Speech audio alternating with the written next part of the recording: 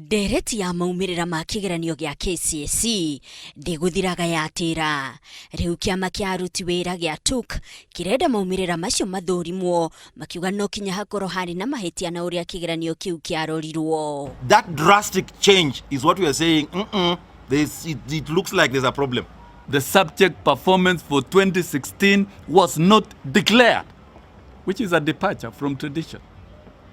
Because someone didn't want us to understand the fact that English even did not have a single A. And Kenyan students are some of the most competent in English language. Kiama giki kirugamitie maundu matiganite ta uria anake marahitukire kigeranio-ini kiu. Mwaka uyu no anake 38,000 marakinyirie grade ya C+ guthie na iguru iringithanitio na anake 95,000 kigeranio-ini kia mwaka wa 2015. It's also creating what we call gender discrimination. We're not saying discriminate against any gender.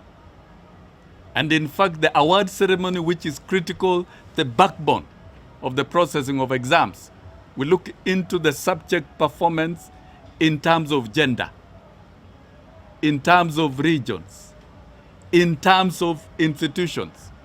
Those are facts, and they are professional processes.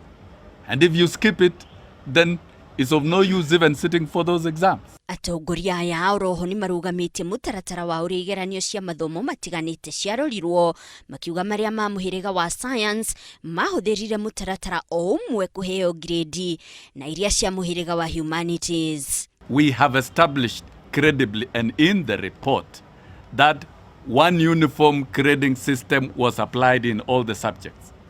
That is why there are more A's in humanities, sciences and languages are condemned.